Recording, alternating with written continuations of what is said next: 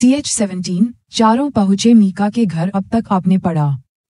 वह आदमी अपने असिस्टेंट को बाहर क्यों जाने का इशारा करता है तो उसका असिस्टेंट जल्दी से बाहर की ओर भाग जाता है। उसके जाते ही वह आदमी खुद से बोलता है, ये तो मुझे भी पता करना है कि आखिर क्यों क्वीन इस मामले में इंटरेस्टेड है। लेकिन जहां तक आज तक मैं क्वीन को ऑब्जर्व किया है वह लड़कियों और बच्चों के मामले में कुछ ज्यादा ही सेंसिटिव है। इसीलिए शायद जहां तक मुझे पता है वह जरूर उन लड़कियों को बचाने की कोशिश करेगी जिन्हें मीका किडनैप करके अपना कंसाइनमेंट पूरा करने की कोशिश करेगा। खैर ये तो बाद में पता चलेगी कि आखिर क्वीन का इंटेंशन क्या है, क्योंकि किसी पर भी ऐसे ही भरोसा नहीं किया जा सकता। क्या पता वह भी स्टील में इंटरेस्टेड हो और आज तक जो भी उसने डार्क वेब पर लड़कियों को सेव करने के लिए जो भी किया है वह उसका एक साइड हो या दिखावा हो। आई डोंट नो, लेकिन मुझे पता तो करना पड़ेगा आज की है क्वीन है क्या चीज और इसके लिए मुझे क्या करना है मैं सोच लिया है। ये कहते हुए वह अपने एक आदमी को फोन करता है और फोन पर उसे कुछ इंस्ट्रक्शन देता है। उसके बाद फोन रखकर खुद से कहता है, अब आएगा मजा इस खेल में।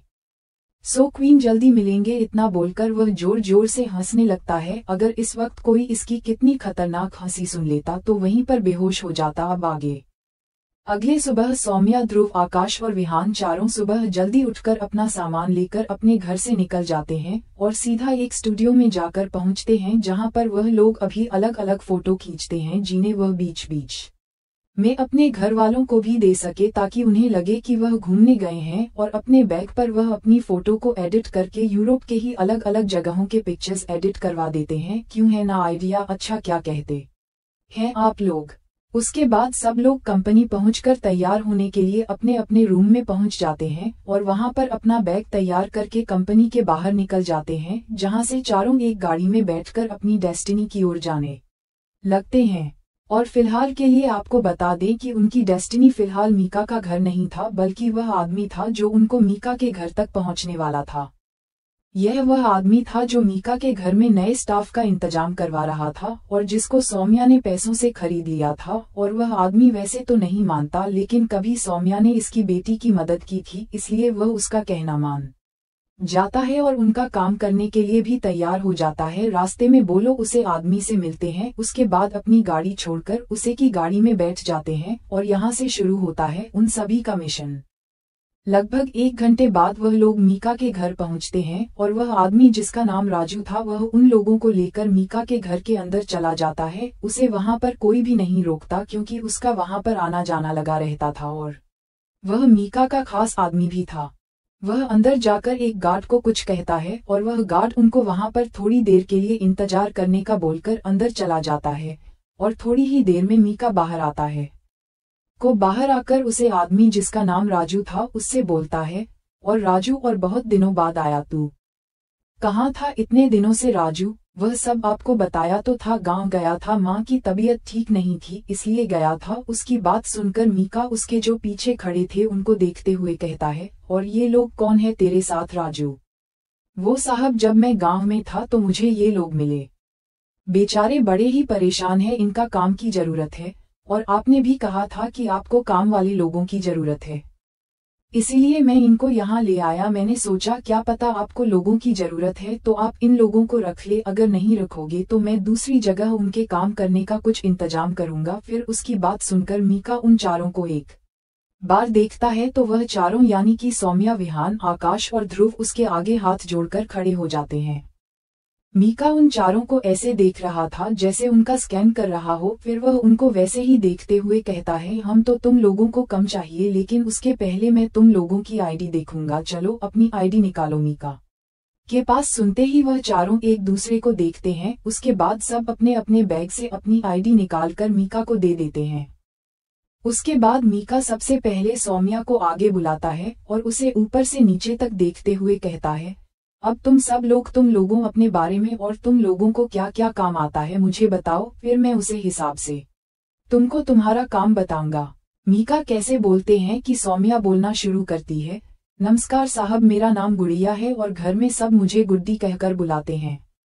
मुझे घर का सारा काम करना आता है, सब कुछ, आप मुझे कोई भी काम दे सकते हैं। उसके पास सुनकर मीठा हमें अपना सही बुलाता है। उसके बाद उसको अपने हाथ के सारे से पीछे भेजकर आकाश को आगे बुलाता है। आकाश में आगे जाकर अपने हाथ जोड़कर उसको सबसे पहले नमस्कार बोलता है। सब, मेरा नाम चंदन है और मुझे खेती का सारा काम आता है। मैंने देखा आपके घर में बड़ा सा बगीचा है, सब्जी, खेती, फूल, फल सब आपके घर में होते हैं। मैं वह सब काम कर सकता हूँ। अपनी बात पूरी करके आकाश पीछे चला जाता है। उसके बाद विहान आगे आकर कहता है, नमस्कार साहब, मेरा नाम गिरीश है और मैं खाना बहुत अच्छा बना सकता हूँ। हम जो कहेंगे मैं बना दूंगा। इतना कहकर वह भी पीछे चला जाता है। उसके बाद ध्रुव आगे आते हुए कहता है, नमस्कार साहब, मेरा नाम तारा सिंह है, मुझे कुश्ती आती है। आप मुझे रखवाली या फिर जिसका में ताकत की जरूरत हो उसे काम में मैं आपके काम आ सकता हूँ। उसके बाद वह भी पीछे हो जाता है। मेकअप उन चारों के पास सुनकर हमेशा हिलता है और कहता है, ठीक है, तुम से कम पर आ जाओ और तुम्हारे रहने खाने पीने का इंतजाम भी यही हो जाएगा। इतना कहता है बेटा राजू से कहता है, तुम इनको इनके रहने की जगह दिखा दो, उसके बाद इनका उनका काम भी समझा देना। इतना कहकर मीका घर के अंदर चला जाता है, क्योंकि उसको और भी कम थे और वह घर में जितने भी लोगों को कम पर रख रहा था उनको खुद ही पूछताछ कर रहा था और उसके बाद ही घर पर काम पर रख रहा था। जब उसकी उन चारों में कोई भी गड़बड़ नहीं लगी तो वह राजू के ऊपर काम छोड़कर अपने दूसरे काम करने चला गया, क्योंकि अभी उसको बहुत काम बाकी थे। मीका के अंदर जाते ही राजू उन चारों से बोलता है, चलो पहले मैं तुम लोगों को तुम्हारे रहने की जगह लिखता हूँ, उसके बाद तुमको काम समझता हूँ। इतना कहकर वह आगे बढ़ गया और बाकी चारों भी अपना सामान उठाए उसके पीछे पीछे चल देते हैं। राजू उनका घर के पीछे बने सर्वेंट क्वार्टर में लाया था। वहां पर वह जो विहान और आकाश को एक कमरा देता है और सौम्या को एक दूसरा कमरा। तीनों लड़के अपना सामान अपने कमरे में रख सौम्या के रूम में आ जाते हैं। उन चारों को एक साथ देखा है। राजू उनसे कहता है, देखिए मैडम, आपने जितना कहा था वह हमने कर दिया, यहाँ पर हमारा काम खत्म हुआ। इसके आगे हम आपकी कोई भी मदद नहीं कर पाएंगे। और हाँ, घर में क्या क्या कैसे कैसे करना है वह भी मैं आपको बता दूंगा और उसके बाद मैं ये सब छोड़कर गाँव जा रहा हूँ, क्योंकि अगर अमेरिका को कहीं से भी इस बात की भनक लग गई तो वह मेरे साथ साथ मेरे पूरे परिवार को भी खत्म कर देगा। इसलिए अब आगे का आप लोग देख लेना।